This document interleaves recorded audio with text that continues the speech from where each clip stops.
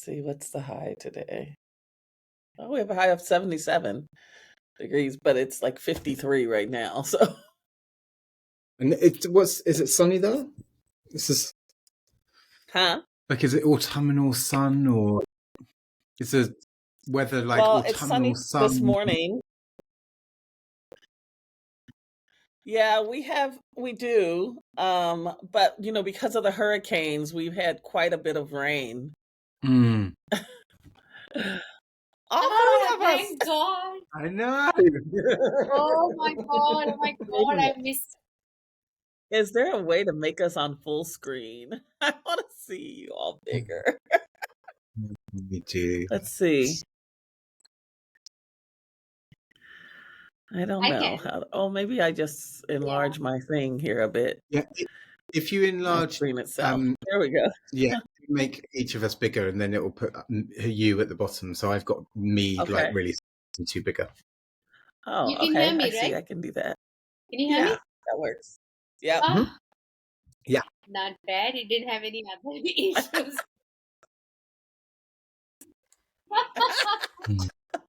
Oh my gosh. I'm in my car.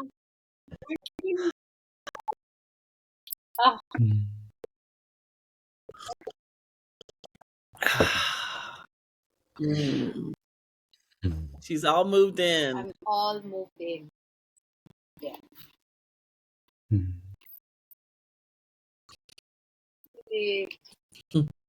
Like this little window.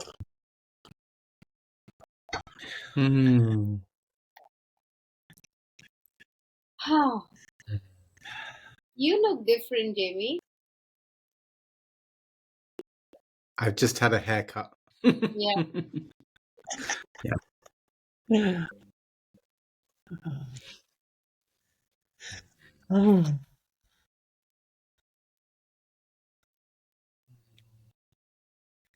Do not disturb. I always forget when I come to sign in that I need to go to Chrome instead of instead of Safari. Oh yeah, that's right.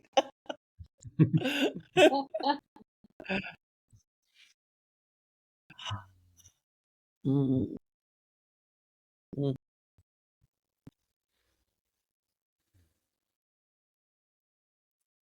I told him I'm just taking my first sips of coffee. I'll get better as time goes on. We are literally like top, middle, bottom of time zone. Yes. Yes. We can sit here the whole time and just stare at each other.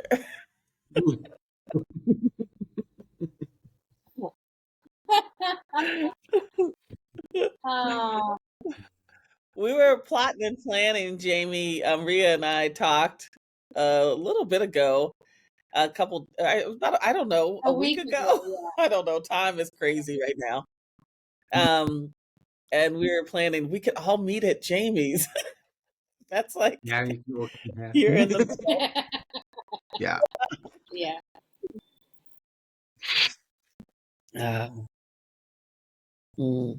Siege on your house. Next, I'm going to my house. This house is a hosting house. It was when we moved into it. It's always been part of the conversation with our home. It's a home that hosts people. So we've had people from Colombia, Argentina, various places across Europe. It's been it's just been such a I think because it's bordered by a river and a canal, so it has that sort of flow of energy in the house as well. And we had a lodger for sort of 3 or 4 months, and in the summer he left, and so the house is kind of back to the three of us again. It's perfect at this time for the three of us because it's Steph has just started college. My son's just started college, and he's sort of getting into the groove of that rhythm. My daughter's about to start school for the so she had a year out last year, and so she's now choosing to be in school, and she's chosen the school that she wants to go to, and yeah, it just feels really good. She's going to have loads of support going into the school as well, with her sort of ASD, autism stuff, and ADHD, and they've just got brilliant resources and great staff, and so yeah. And I'm feeling this sort of reorientation of what home is at the moment, and yeah, and sort of like finding ground again before moving with whatever the flow is next. Yeah.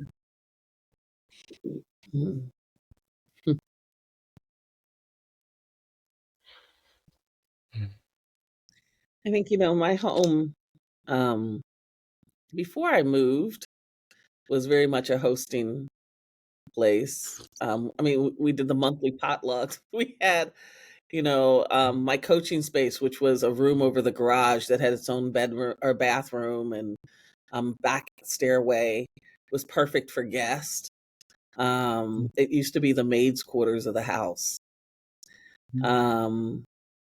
And moving here for a while with me and the two kids, it was just us. Like, nobody came to visit. It was so strange. I mean, people would come visit, but not to stay in the way, like, people would stay for like weeks at a time sometimes, in our old house. And so it's been interesting, like, this past year with the Wisdom Keepers coming, Tui being here twice this year, Jojo Pa being here once, Anolia coming, having that again. But it's with my kids moving back in and taking over their rooms again, I don't have the extra rooms that I had. And so it's making me feel again like, well, maybe I need to look for something else. But everything's just so expensive right now. It's like, they're building all these condos and stuff here, but there's not enough people for them. But they don't care. They're artificially keeping the prices high. So if they have them like even a third or a half filled, normally they would lower the price to get more people to move in. They're not doing that. They're just holding them. And so it's like, it's such an interesting thing to see them tearing down these old buildings and building up all these new, like, I'm like, who do they think are going to move into those things? And, at a certain point, I mean, because they just keep building them, so it's an interesting thing. Mm. And just to say, it's not a dissimilar thing to what happens here. They've been building residential homes for people in that sort of older age bracket, and they've been pricing them so high that nobody moves into them. And yeah.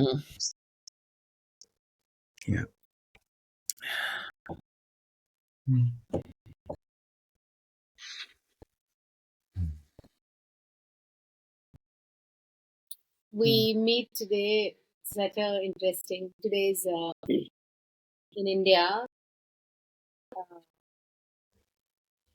Yesterday we completed. It's called Pitru Paksha, meaning like honoring 2 weeks of honoring your ancestors. So we do all kinds of rituals to, food, this, that, many things. Many animals and birds are well fed during this time.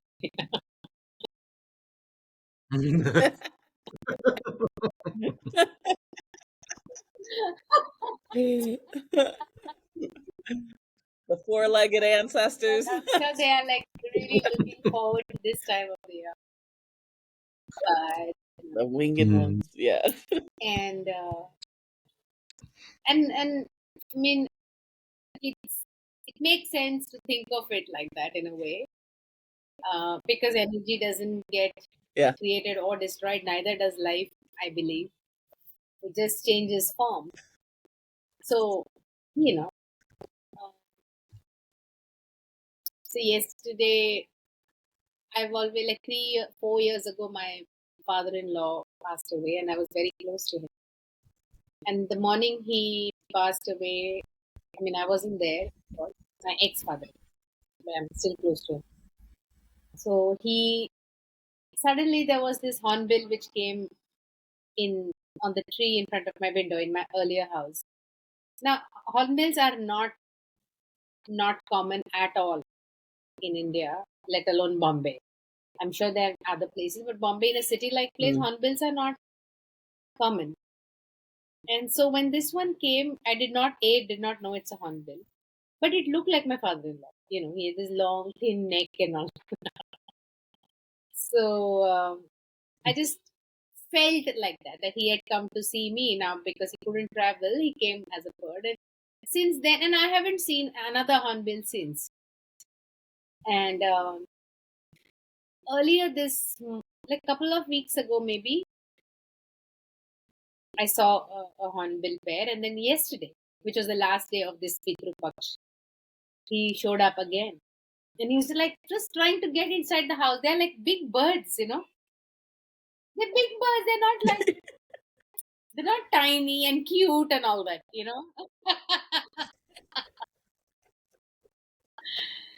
So I was like, oh my god, what are you trying to do? It's like didn't, and they have like these big beaks, which this anyway.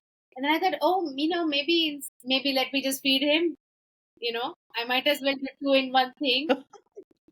He might not leave.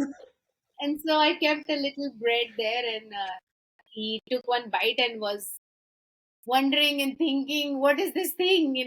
I have no idea whether hornbills are vegetarians or non-vegetarians.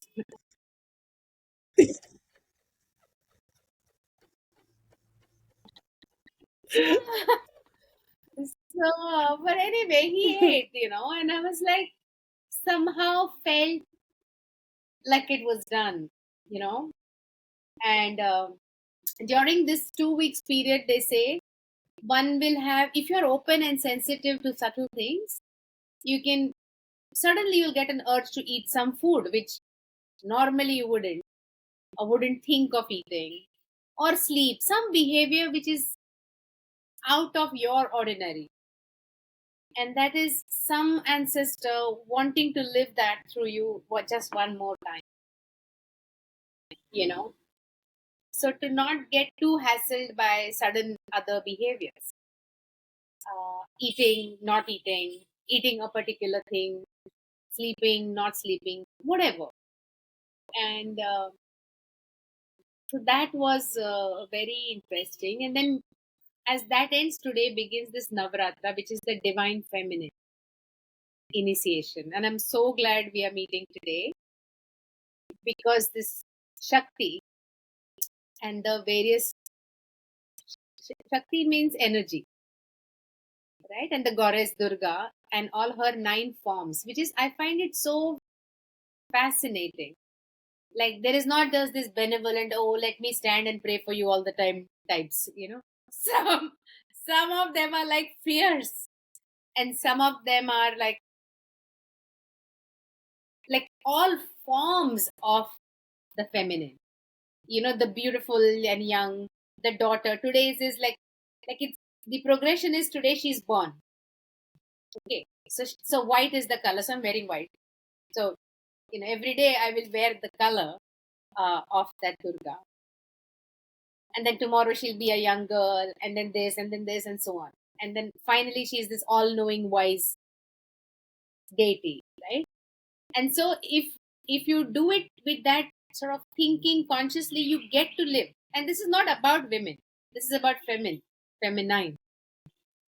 and the aspects of the feminine which get lived that way, right? So today is that day. Just yeah, I forgot what I was going to say.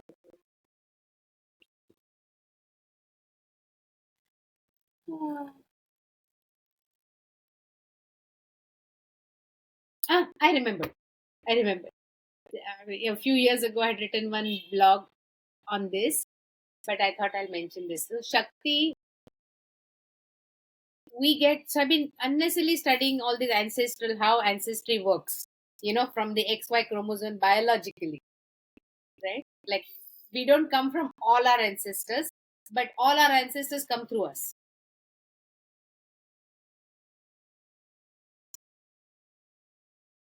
Yeah. Because if we go up the line, there weren't as many people back then as many DNA that we have today. So the math doesn't add up,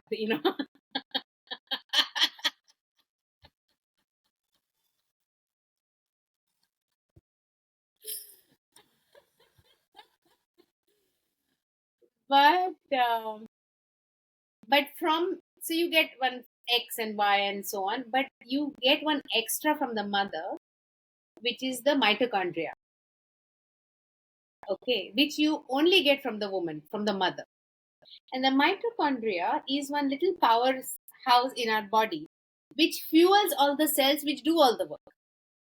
So Shakti is energy, like literally. And that mitochondria only moves from mother lines. You can, meaning you can only get it from your mother. A father cannot pass it on. It doesn't have. So isn't that fascinating? That's the energy. That's the Shakti. Right?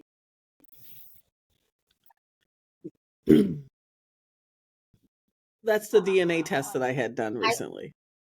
The mitochondria DNA.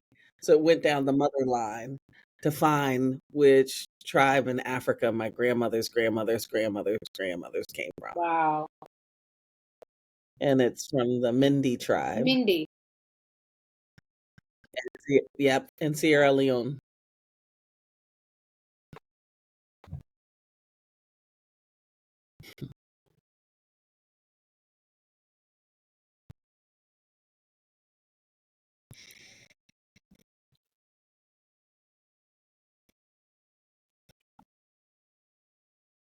The grandmothers.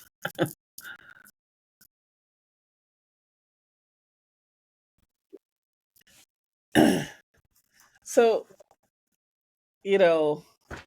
one of the things that's been up for me is I'm just doing what I can at Hope Springs while I'm there. I'm like, they have me for a couple more years and I'll help as much as I can and then I'm out.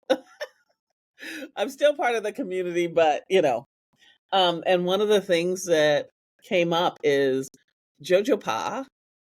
Suzanne had hired Jojo Pa in 2006 to design a plan for Hope Springs. Well, Jojo Pa didn't have a copy of it.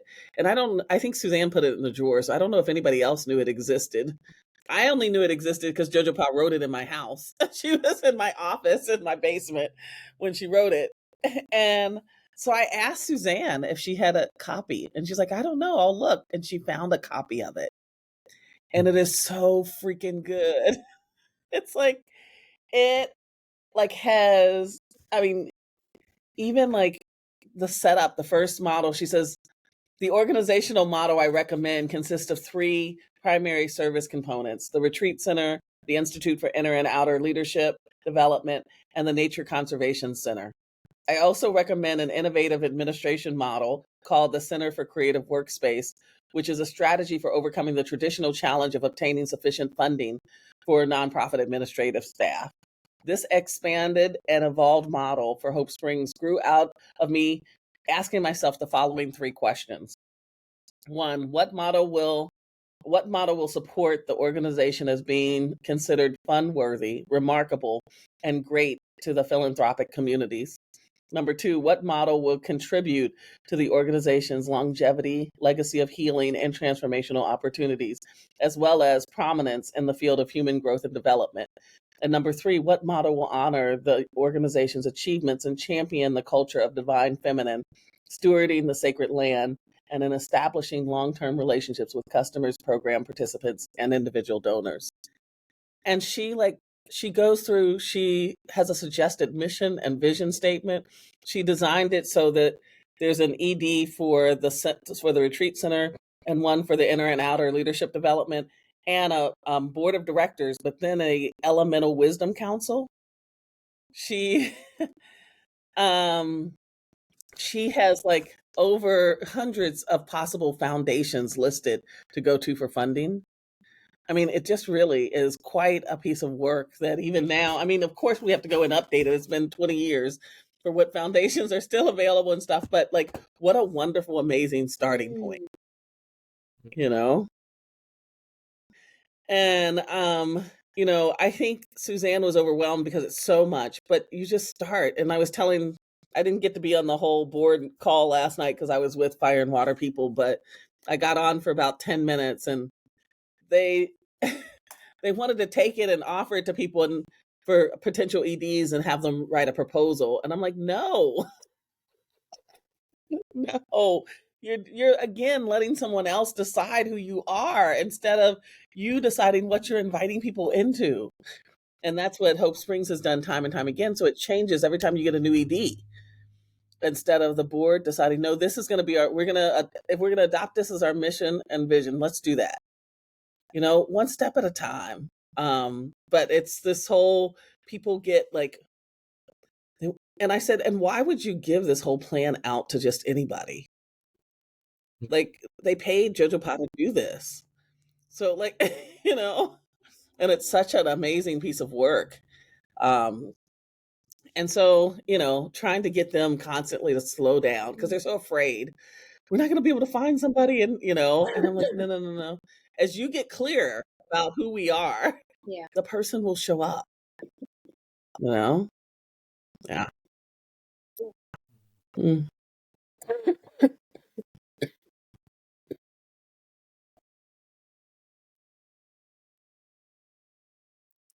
Something that I hear in that, which is really grounded in integrity. It's like, what is our integrity to this place, to the land, to why we're here together? Yeah.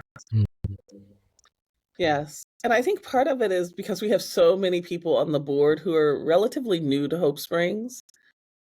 So they don't know what they don't know. And they think, oh, we have to move so quickly. But we're putting stuff in place that gives us a little space temporarily, you know?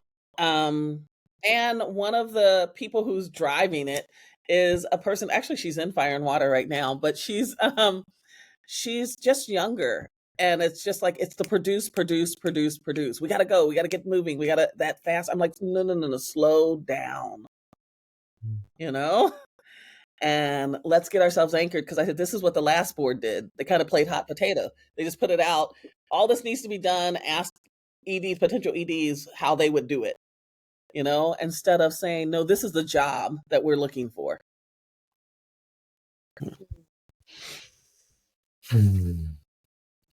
We've so built around people instead of Hope Springs.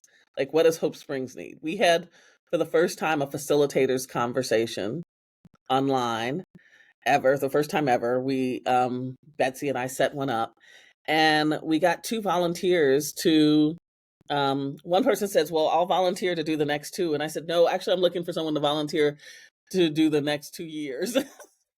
And so I said, well, let's talk, you know. And so then Suzanne, the founder, she's like, well, wait a minute. I heard somebody volunteer. Why did you say they needed to talk to the volunteer committee? I said, because we need to stop organizing around people and decide what really supports Hope Springs and grounds us in a system that then people will know.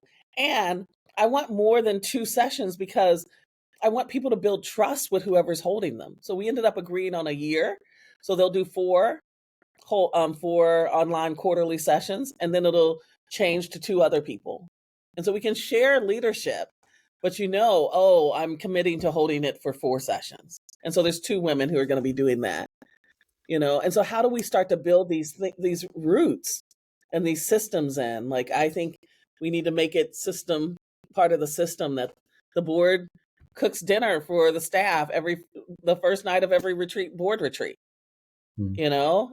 And that starts to build community. That starts anchoring in things.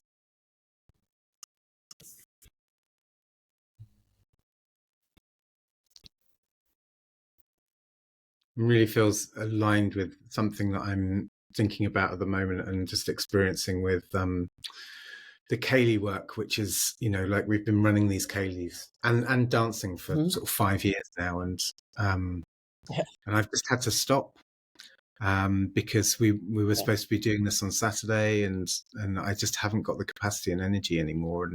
But just listening to you, I'm thinking, you know, because we were going to invite some community members in to carry on the rhythms, but there is something about, like, there's, you know, like, what's the integrity of what we're in together, and like, what does that look like, and then what are the roles for people within that integrity, so that the integrity stays the same, you know. And for me, there's something around the integrity of communal, creative, imaginative work, which is not based on whether there's enough money coming in, you know, like it's based on something which is around, you know, is this in service to what we're doing here together?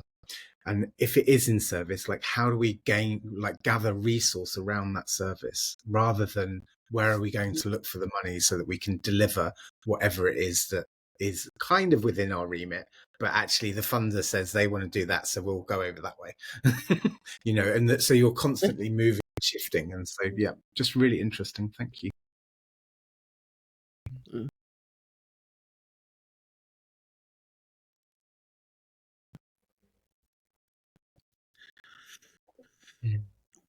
I think it's that piece, like, we so are looking for somebody to save us. You know, like, somebody take it and do it all, right? Instead of like, no, if we each took a piece, like, we got 2 volunteers to start the planning for the 30th anniversary. You know, how do we start bringing people in, and you don't have to do a whole bunch. It's like, and I think for me, it's just my background. It's my Red Cross background too, of being in charge of youth volunteers, even for 21 counties, you know. And so we had adult volunteers who had to be brought in to work with the youth volunteers in the different places. And so really getting that there has to be, you have to have a structure to hold it, and know why we're doing it. You know, for me, it's like the cooking the meal for the staff. That was the first we did it. It was the first time that's ever happened. It was the first time one of the cooking people in the kitchen said it was the first time that she's ever, like, met the whole board at one time. You know? And so, like, because one other time, like, we're not, we have people who live in different parts of the country. And so to have us all together, and to not have it be that, oh, the staff is just there serving the board. You know, the board actually, it's like, is responsible for the staff. You know, so like, we're not coming for you all really to host us in a way. We need to be hosting you and thanking you, and, you know, to put those in place, so that they know each other, so that when one of the staff has an issue, they know the people personally to be able to come and say, they're not afraid to talk to them, or they even have a clue of who they are, you know? You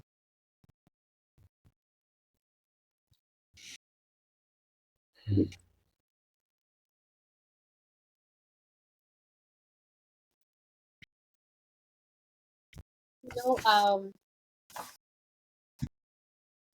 this one of the boards that I'm working with, it's for a company. So the organization has reached out because they have taken over another organization which builds mining equipments. So it's a merger. But the previous organization which has bought over were their suppliers to start with. And these guys are into spare parts of that equipment. There are many suppliers, but these were one of them, and some parts. So they would be supplying nuts and bolts, imagine, to this company, which made the whole thing. But then they went into red for whatever reasons financially, and so they had to be bought over. And after being bought over for the last 18 months, their numbers have gone down. And so the whole day today and yesterday, I've been talking to different people to understand what's happening. And the amount of shame that is there in the system,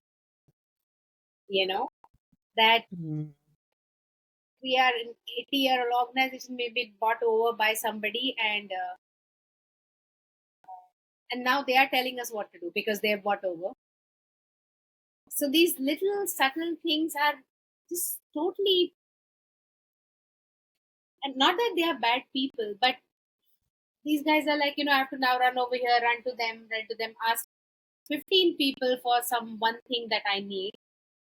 And at every time I'm reminded that I've been bought over, It's so sad. Oh, yeah. And so like their self-esteem is like a rock bottom. But I was wondering, why are those guys not doing it? And, I've been listening, communication breakdown, and it suddenly struck me, those guys, and so say for example, that these are large machines, so like a few crore rupees one machine. And so the customer will pay them in parts. No, the 5 crores they're not going to give in one go. They'll pay, and the machine needs to be commissioned after 6 months, then something more. Like over 2 years, it's all done. So the payment is also staggered. Now this company which is taken over says, no, we have to get 50% advance only, then we will release anything. So now they're stuck, And I'm wondering why are behaving like this. But it suddenly occurred to me, those guys are in spare part business. They were. So they saw it in spares as separate things. In pieces. Whereas this organization is all together. Yeah. And those guys would just give it and their job is done. Like, you pay me for the parts and I'm done. I don't care whether the machine, they don't have visibility. That's not even their business. But this is their business, which means where these guys end, these guys begin. And those guys are just the world in their mind, even though they're now dealing with machines, they're still thinking spare parts. And I was like, oh my God, I have to talk to them now.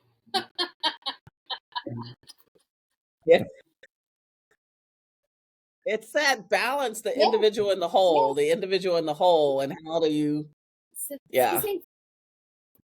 how do we really get where community? Not even in their occurrence, I'm sure.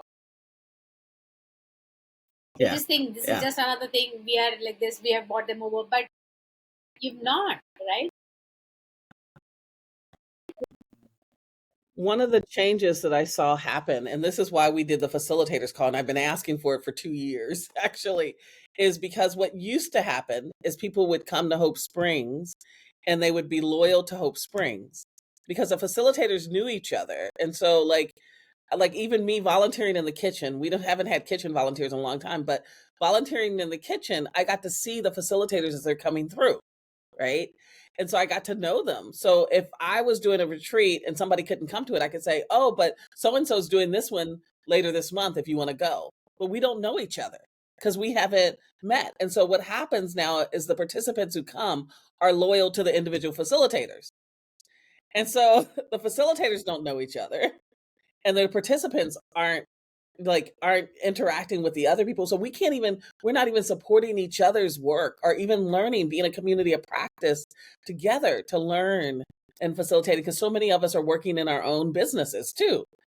And so it's like, why? And that's like the lifeblood right now of Hope Springs. Why wouldn't you bring them together? Like, and so I designed a Google form for them to fill out like their strengths and their names and their contact information so we can share it with all of the facilitators.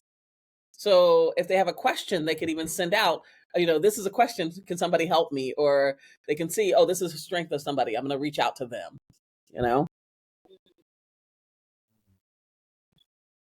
I'd love to see that, Quanita, if that's shareable, or like the structure of shareable. This conversation is just, I've been invited to a piece of work with a friend doing a kind of, it's a large company and they're bringing together what is the southern part of Europe, but bringing in a new part of Europe into that grouping. And that part of inquiries around how do you shift from a sort of business focused model into a community of practice model. And so, you know, we've been talking about those things in the co-design, but just to, you know, the way that like there's a sort of spring that springs you back in the system to go like, you know, who's making the most money and how are we going to learn from them? You know, and it's just like, but that's not what a community of practice is about. It's, you know, so it's just really that, any sort of learning of things that you're doing, that's really useful. But I was just going to say, there's something about like listening is this sense of like knowing who we are now in relationship, and just this Rhea, from what you were saying before around sort of the rituals to all the ancestors, and then Quanita, you know, the sort of ancestry charting back to through the matriarchal line. And it's like with every bit of knowledge or every bit of ritual or every reconnecting point, we get to know ourselves more of who we are now in these relationships and these contexts. And so when we go into those workplaces as well, as this sort of like, you know, like what's this context for us right now? Because it's always changing, right? It's not your context, you know, you might meet 3 times or 4 times a year, but your context is always different. But we pretend it's the same because we're not in the practice of really connecting around what's my context now? Like my context has changed. Has your context changed? And then this question that came out of that was like, how do we elevate each other? You know, rather than kind of, you know, through our contextual changes, you know, it's like, how do we really elevate each other into this sort of newer sense of who we are becoming now? Yeah. I love that. I've been I just finished re-listening to the Celestine Prophecy. Oh God, I haven't read that for ages. I haven't either. It's been like, I think I was like in like early 20s when I first got the book, and I probably haven't like listened to it or read it since then. And I just decided, okay, I'm going back in, and there was the audio book of it, so I could listen when I'm in my car. I could, you know, and so I just finished it yesterday. Oh my God! Oh my God! And it's so interesting to, like, you're talking about context changing, right? It's so interesting to hear it now at the age I am and what I know and what I've learned, like from 20 to now, you know? And just so just so loving the reminders. You know, there's some things like that I know, but that I don't think about in like even in these little, you know, the reminders of, oh, like even listening to, okay, so what's my control drama, right? How does that show up? And like, and what's someone else's when it's showing up? And how do I not just meet theirs with mine? You know? And I think sometimes I do it, but I don't do it consciously anymore. You know? And so just this invitation for practice. And I have on my bookshelves, and I haven't read them. I have the 10th and the 12th sitting on and a workbook on my bookshelf. I just haven't, you know. And so I'm just curious about about like what does that look like? Like what's the maybe like what's the 8th or 9 insights now? You know, they may be the same, but there might be something like what are, like if we were to say now where we are in our growth and development, now in this context, what are the things that that's important for people to know? One of the things I said to Fire and Water people yesterday in our meeting is stop suffering alone. You know, we have such a culture that says you start suffering and you go by yourself and go in the corner and kind of No, it's like, that's the time to go and connect. Like, you know, like that piece was one of the things that really stood out for me with them. And we just want to struggle in silence. The other thing was, again, this piece of ask for what you need and we'll offer what we can. And in that, the power isn't in whether or not you get what you've asked for. The power is in the fact that you didn't abandon yourself by not asking, you know? So of those kinds of things. There was also, this piece of why do we continue to, why are we arguing for our own captivity? Like, you know, there's places where we like, there's this woman who asked about, you know, because I was saying,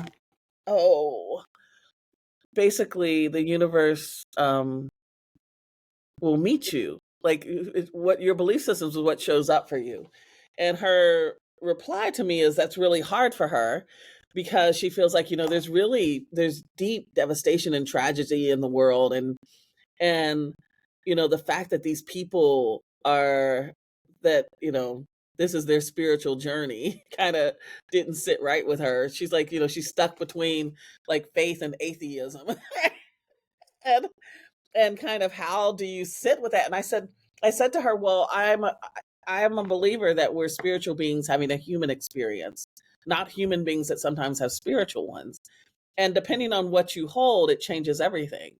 And her thing was, well, I think I believe in both of them. I don't think, you know. And I said, my bottom line is like, so what? Does it work for you?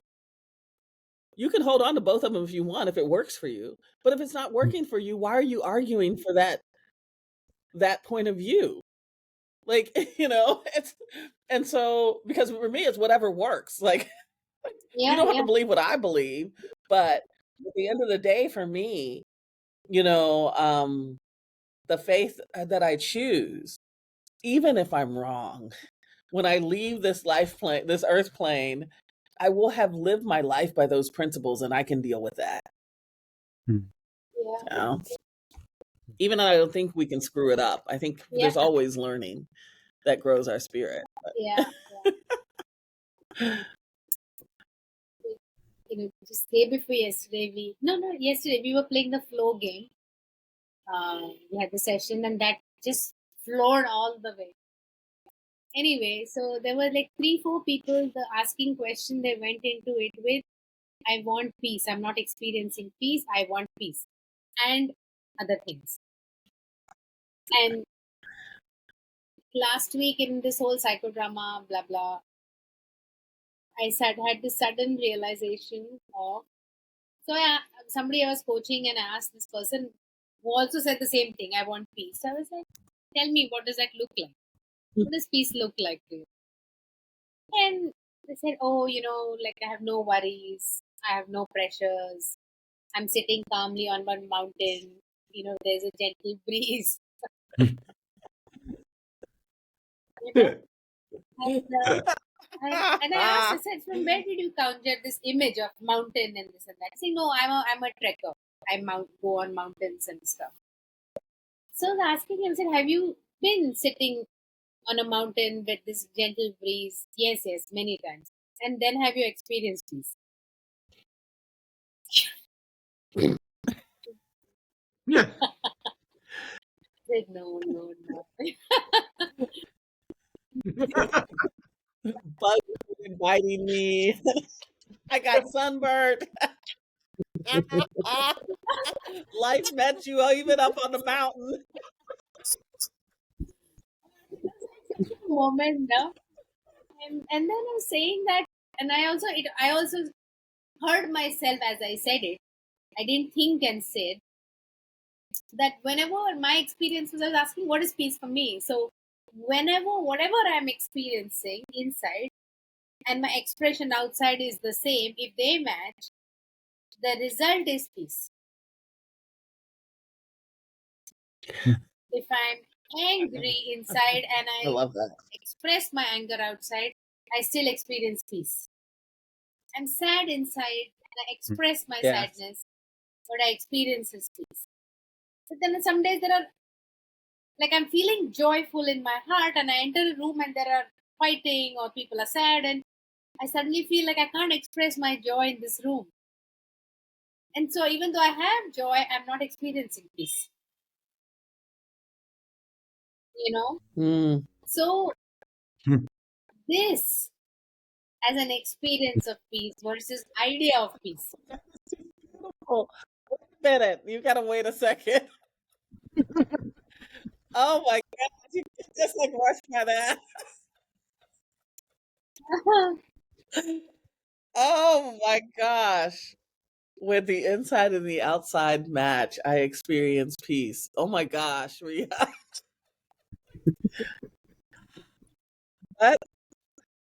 Yeah, I just wait a minute. We need a bell or something. Fridge magnet. Fridge magnet. Yeah, that was definitely going on the fridge magnet.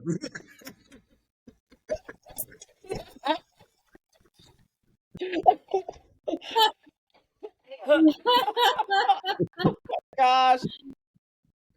Oh my goodness. Oh, I just that's so funny because I just bought a dishwasher magnet that on one side is like really clean and the other side is dirty as fuck.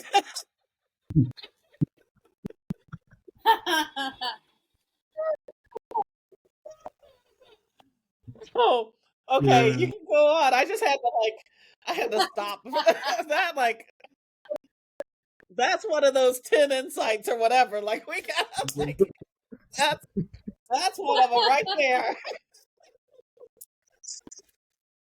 Resource, the 10 insights. Oh my gosh. Okay. I'm back. Mm.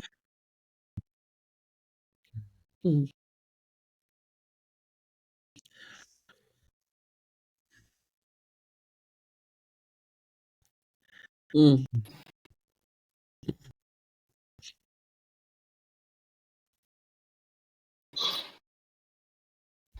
So I think if this conversation is peaceful, therefore, for me.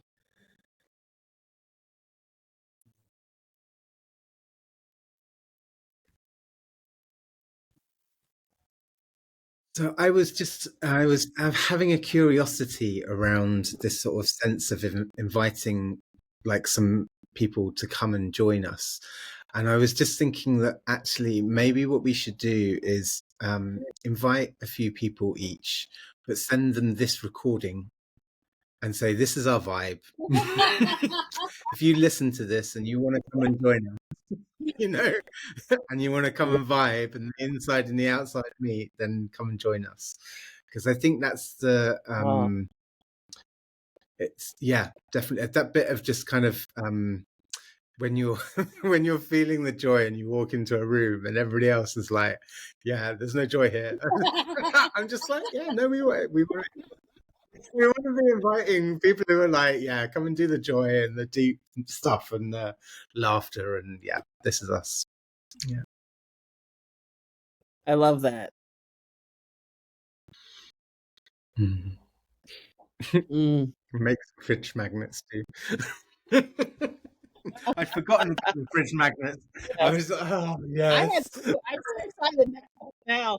I need to go through my papers and like start writing down some of the ones that we've said, We all need to start gathering them. Yeah. For real. We're gonna make this. This is happening. I think this is a book in the making. Yes. Yes. I just so enjoy our sameness and our differences. I just so like there's a way in which, again, it's peace. There's a way in which each time we come together, there's a matching of the inside and the outside. And so to me, that's what I experience here. Yeah. +1.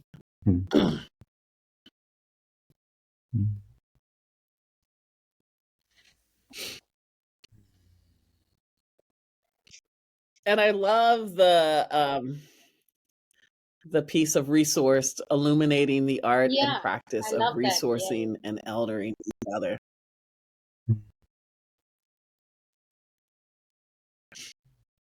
Especially in a time that I feel like we so have forgotten what reverence is. And so there's a way in which like we in these conversations we keep returning to it. We don't necessarily name it as that. But there's that it keeps showing up between us and amongst us, and that I just so appreciate, because I'm in that. I feel like I'm in a stretch and a learning about what does it mean to hold reverence across culture, as well as what does it mean as a person who's running a leadership rites of passage journey. What does it mean to transmit or teach or hold space where people start to get more connected to reverence or the idea of reverence or lineage?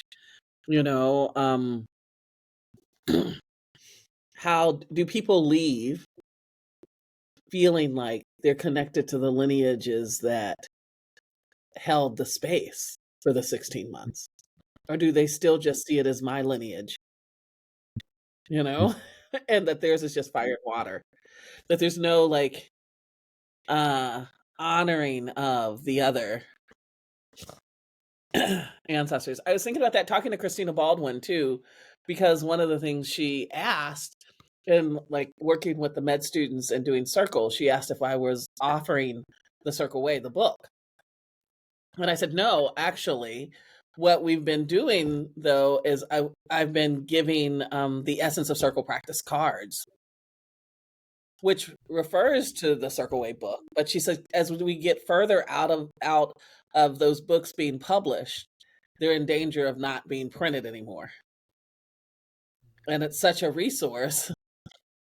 And so just thinking about that, like where, in supporting that lineage, that's one of the things that can be done, And I might ask her, I didn't think about this yesterday, but if I could buy copies from her, she gets, and then have them available at retreats, because I bring stuff for people to buy and people always want something to be able to take with them.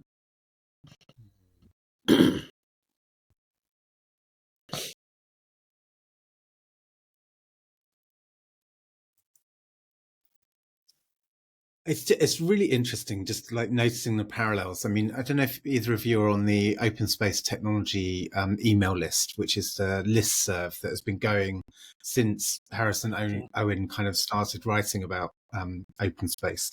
And I'm not, and I would love to be. So if there's a way you can send me a link to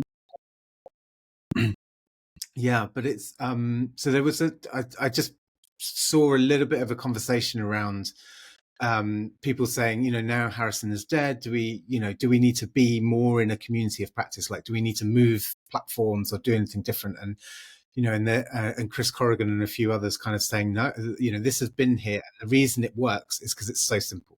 All you do is you just email the group, and people from all over the world will respond if they have space and if they want to. And it is like the most open source practice that you can use, and that's why it stayed for so long. And it doesn't need managing. There's one person who does a little bit of managing to add people's names or take them off, but other than that, it's really, really simple. And then I was in a Art of Hosting UK community gathering at the weekend, where one of the sort of elders in the UK practices sort of retiring from being the central figure here, and the conversation is around how to uphold, keep elevated the kind of the continuation of something where the root system is getting further and further away from where it began. And so just, noticing these kinds of conversations in other spaces as well at the moment around, I guess, knowledge and understanding, and, particularly I think as things become more layered, or people take things and run with it in a different way, it's like, how do we stay connected to that history of things? Well, and I think I've been having conversations too about, and we had this conversation, the difference between elders and teachers and guides, right? And I think one of the things is we so often, people take the place of elder, but they're just teachers and guides. And so what happens is that the root doesn't stay, because the commitment, I think we did a conversation at the Wisdom Keepers gathering. It was something like the commitment to teachers is their subject. That's the main focus. For guides, it's the journey. And for elders, it's the person. Beautiful. And so there's something, and so this piece about, we have lots of people, and I think this happens in the art of hosting community, who are wonderful teachers and guides, but aren't elders. And I think we, and so I think what happens is the focus isn't the person, it's the journey, or it's the topic. And so we lose a lot in that, and they're all good for different things. It's not like one's bad or one's, but it's like, what are you looking for? And if you're looking for really what you're talking about, the roots of something, or the anchoring practice, or the, who are we really? Or who are you? Your own growth journey. I say elders, one of the gifts of elders is they can put you first. That they can consider your journey and where you're at above their own in that moment. And teachers and guides don't necessarily do that or have to. Yeah. I think that's a really beautiful distinction.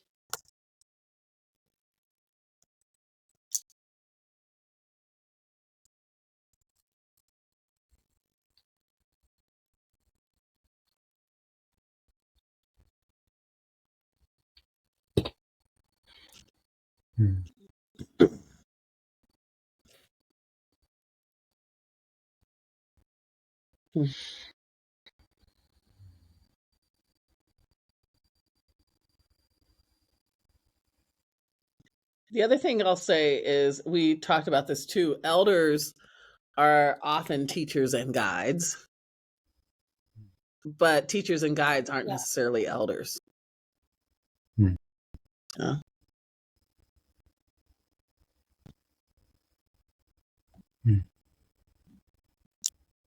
I'm reminded of Lord of the Rings. No? Yes. There are guides and there are teachers. There are elders. Yeah.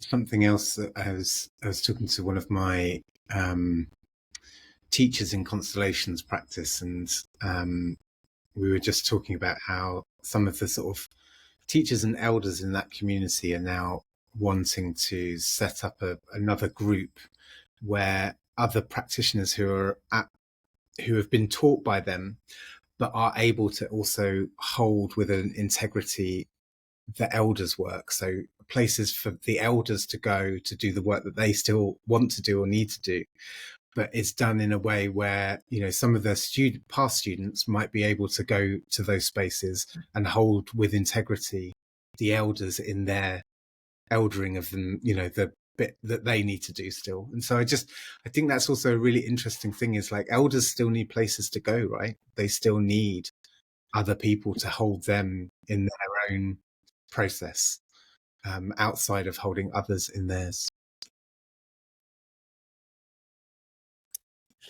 Yeah, I think, and it's like, what's the holding that's needed? Because one of the things I think is that I'm doing a lot of conversation about peers versus elders, you know, and it's where the energy, where who's most responsible for the energetic. So often what happens is if you have people who aren't elders as well, or who aren't peers, they can't hold all of the energy of the elders.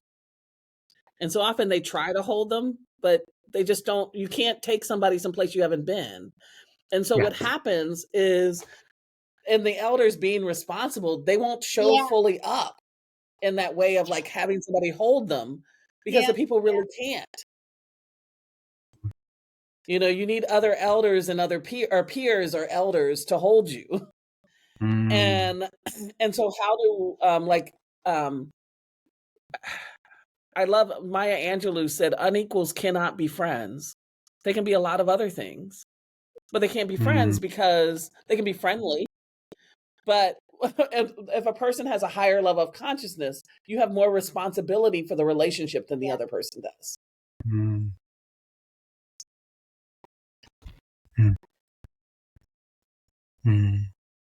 And peers is such a different relationship. You know, it's one of the things I feel like I'm learning how to be a peer. Because I started my healing journey so young, and it's a very different energy.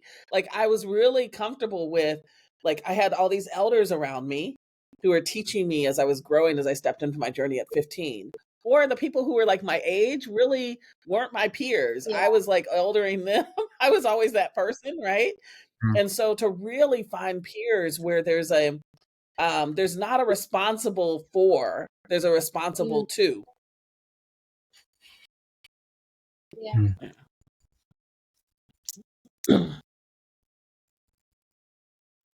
And age has nothing to do with it. Nope. I have a couple of very older friends. They're far from being elder. And vice versa. Yes. Yes.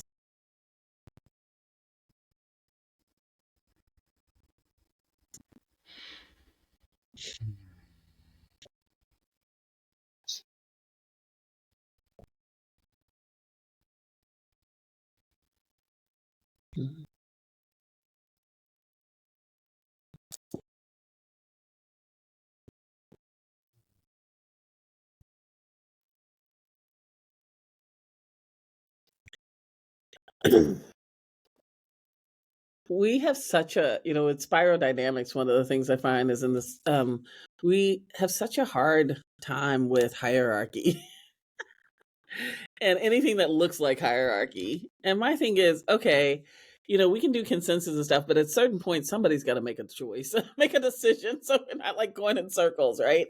And you just have to understand. I love what Michael, what is it? John McKnight, I think said this. He's like, you have to know what the tool of what the different tools are. The tool of triangle of business is to produce. The tool of circle, community, is to care. And you can take the tool of community and then have business produce what the community has decided that they care about, right? But what we often do is we tell people that the tool of business is to care, which that's not what that tool is used for. And so often the tool of business will decide what it wants to do, and it'll go to the community to try to get their buy-in, and then it'll move forward. And that's not the same as letting the community decide and then the tool of business moving it forward. And so this piece about like, what tool are we using and what does it do? You know, oftentimes organizations that are just circle end up going around and round in circle and don't get a whole bunch of stuff done. They get stuck in that collaborative, and you're never going to get, you know, usually you're not going to get a whole group of people to all agree on the same thing. There's some choices you can make together and you can come to, but then it's like, okay, then how do we do it? How do we move into action? You know?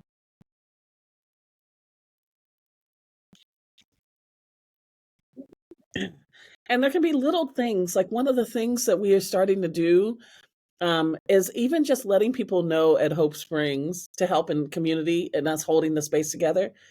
If you're if you're walking from the studio to the dining hall and you have your water bottle and there's still water in it, water the plants that are outside, like the flower pots. Like, put your water, give them some. It's like, even just those little things is us all caring for this place together.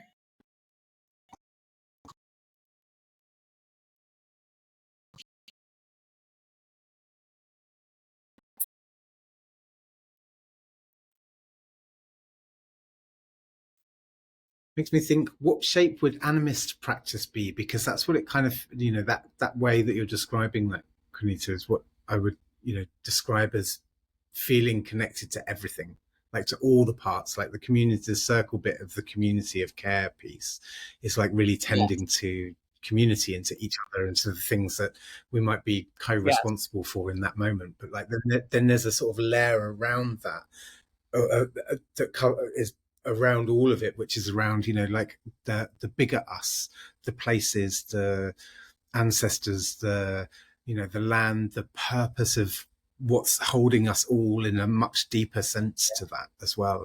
And which I think gets missed out quite a lot of the time. But in describing what you're describing, that's what I'm hearing.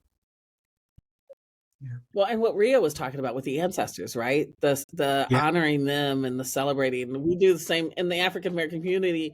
It just isn't a particular day, but every once in a while it's like, oh, or New Year's Day is one of them. But there's certain things that you cook in remembrance of the ancestors and the ancestor plate, those kinds of things, or like we're teaching people, how do you do reciprocity with the land? Hope Springs, you're going out and you're hiking and, even asking permission to enter the meadow. Like, how do you start, like, having practices where it's, the land loves joy too, or,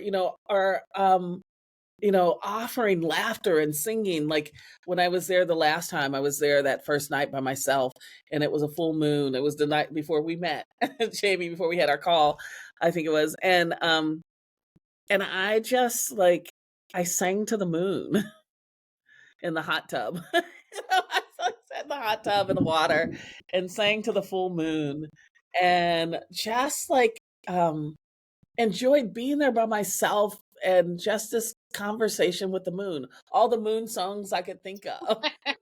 Right. And, and so just those kinds of things, how do we put that in practice? How do we learn how to let go of things? There's a piece right now where we had a spirit house out at Hope Springs burned down, and someone retrieved the wood that didn't burn and cut it up so it can be used ceremonially in other fires. And the last time I was in the spirit house, I got the message of, oh no, like, that was supposed to be burnt too. You're not supposed to hold on to that stuff.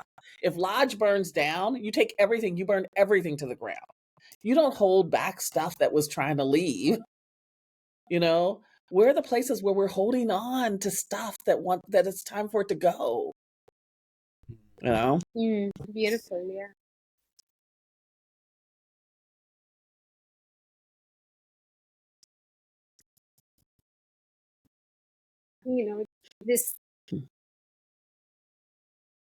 This thing about circle, and if you can remember Michael Watt, please message it on the group.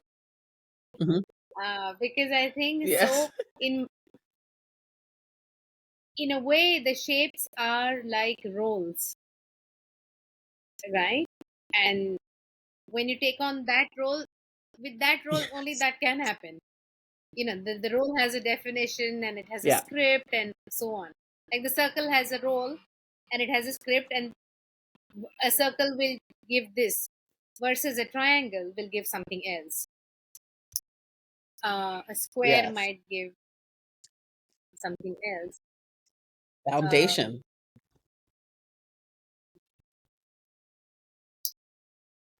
And it's sort of like, I think, as part of this, last week I wrote this poem on seed, which I'm going to try, Jamie, and say it, record it. But just, I think that's the day we spoke, Quanita. I was just middle of writing that poem. Yeah. And this even if you do the whole journey, even in your head, that the seed, where does the seed come from? It comes from the flower, right? It comes from the fruit. What comes first? Yeah. And so too. Yeah. Correct. Yeah. Yeah. And if the flower had not taken care of you, if the fruit had not taken care of you, you wouldn't be here. And so you now have to take care of the flower that is going to get born from you. So, like, I mean, if you see this holding on to becomes unnecessary. You know, I genuinely feel some days we are still in the ages where we thought the earth was flat. Okay? In terms of how we think of time and life. They think, oh, if the person is over, he'll fall off the edge of everything and is gone forever.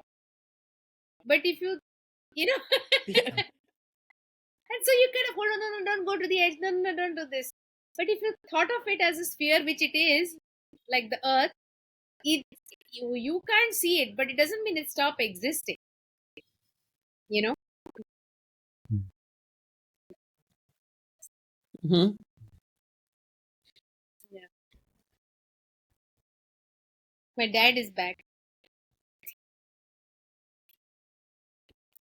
So funny. Jamie, I have to tell you this. The last week on 26th, I moved in, and of course, then I had to travel, and I had a bunch of Amazon parcels, which I ordered this and I ordered that for the house. And I came back and I get this call from this guy who says, Rhea D'Souza. I said, yeah. And he says, well, your Amazon parcel has accidentally come to our house. I was like, oh, okay, which flat number are you? I mean, accidentally come to our house means I'm thinking it's in the same apartment. And he says 402. And I'm like, how is that possible? 402 is my flat number. And so we're both confused. And then he says something, Rhea D'Souza. I said, okay, I'll come and take. And then I hang up and I got so confused that I couldn't process it. And I called back after 5 minutes and another lady picked up. And she is Rhea D'Souza. And here's where it gets weird, okay? And I'm like, I don't follow what is happening, you know. She said, so right across from, you can see it's that, no, you can't see it because it's night, but there's a building across that. So across the building, 402, same flat number, there's a Rhea D'Souza. Whoa. I mean, and because everything else about the address is right, and for this particular Amazon parcel, somehow Amazon missed the building name, because minus the name of the apartment, everything is the same. The name of the person, the name of the flat, the name of the road.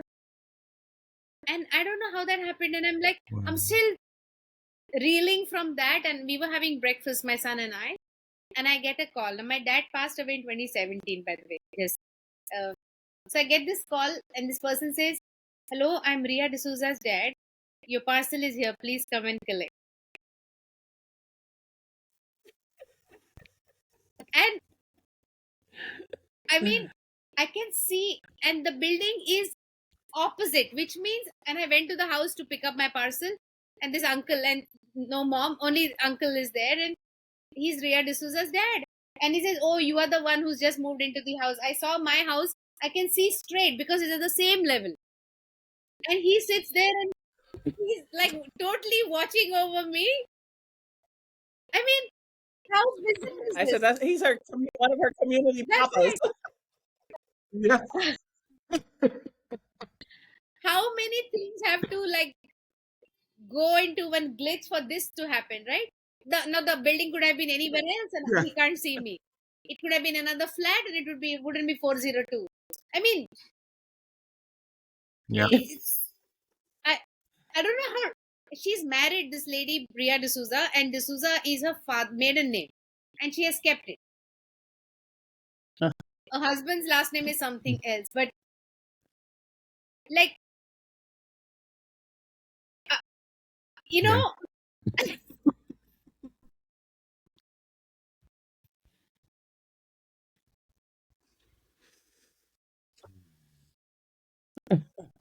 so I know from experience, literally, that the seed and the flower and the seed and the flower is one continuous cycle. Nothing just goes away anywhere. Yes.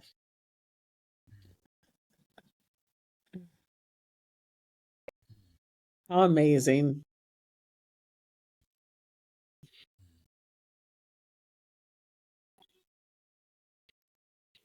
This is bizarre stuff of the movies.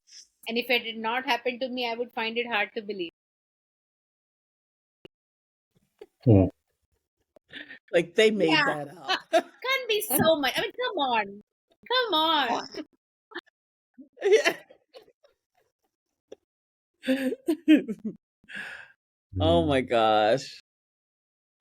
I feel, like when something like this happens, I mean, many Yeah. times, I know I'm exactly in the place I need to be right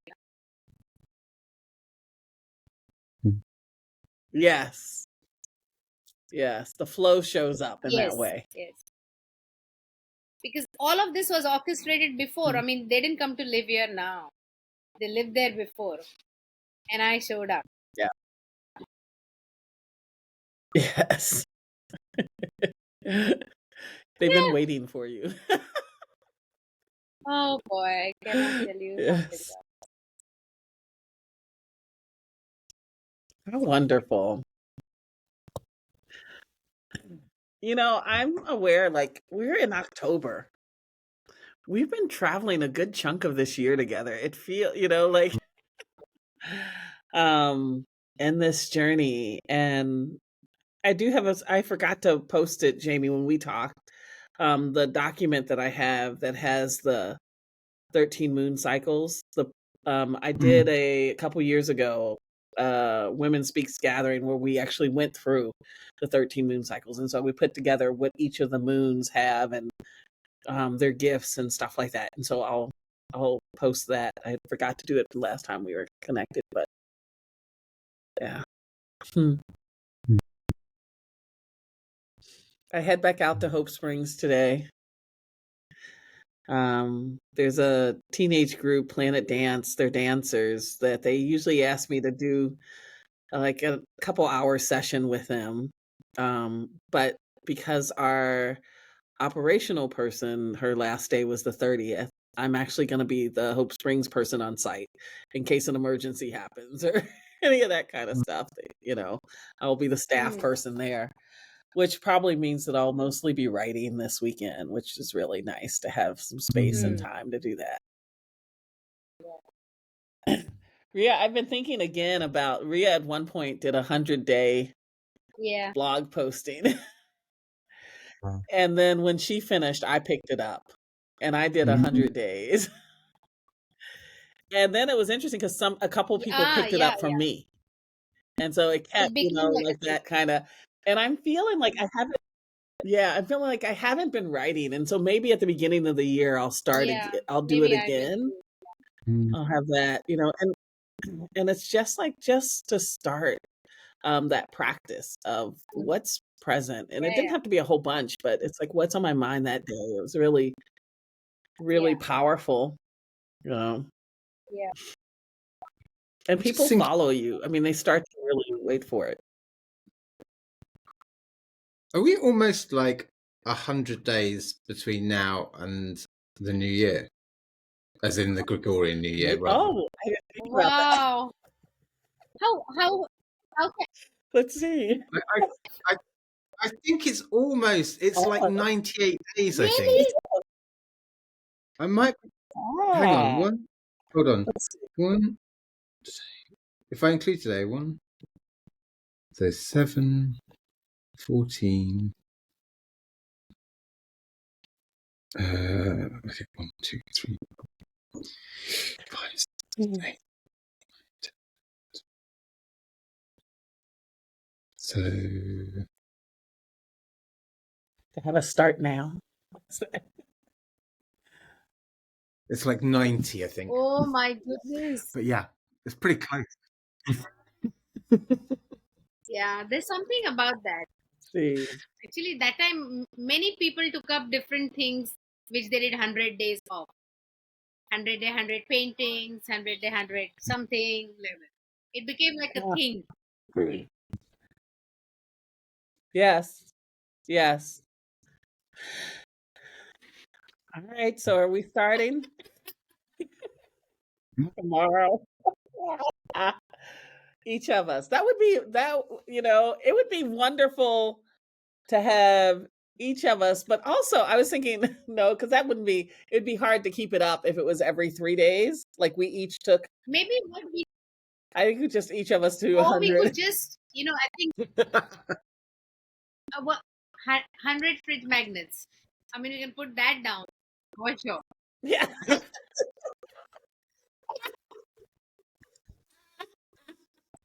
Well, that could be the fridge magnet quote, and then you write.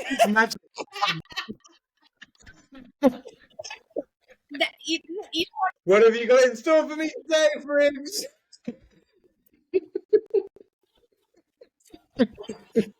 We could do 33 days, and each of us have. Oh my gosh! Every 10 days has to have at least a fridge magnet quote. Oh my gosh! I'm pretty sure if we have done 90 calls, I think we easily have 100. Yeah. Don't you think so? Of course. I think if we each write for. Yes.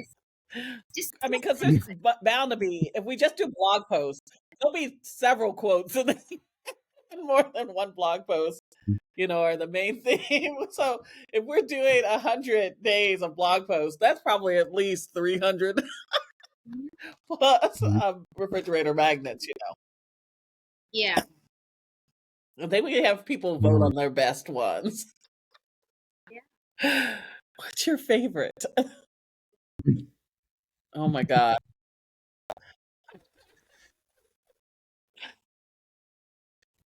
So I'm just wondering, as we begin to sort of finish, what's the thing that maybe we're committing to together, and what's the invitation outwards to do we want to invite a couple of people onto the next call?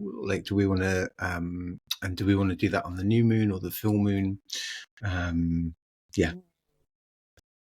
I actually like your idea, Jamie, of putting this one out and saying this is our vibe. And see. Just put it out there and see.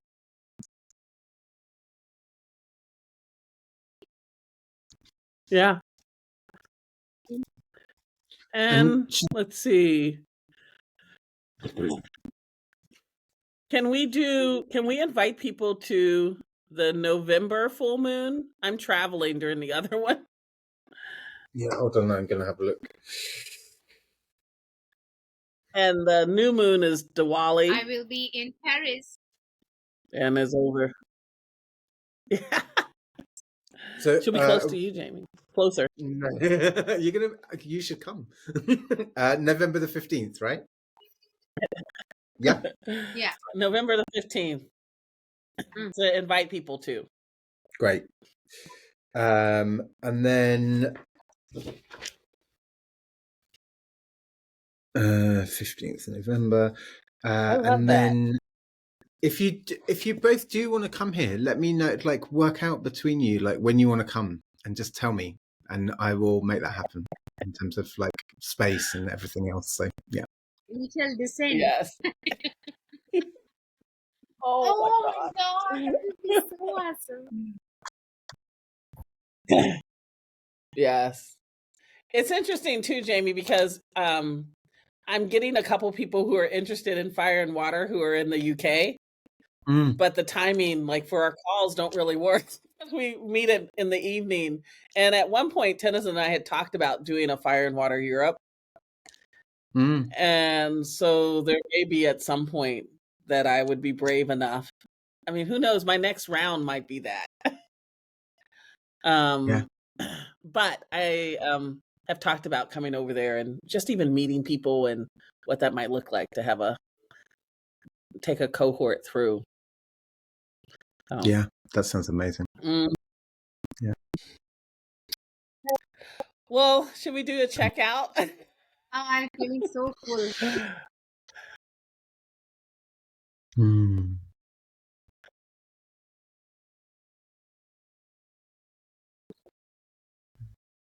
I feel peace. I've got a sparky aliveness that I'm going to go and enjoy playing with and welcoming my son home when he comes back from college with. So, yeah, thank you so much. Thank you. Be well. Till next time. Yes. Love.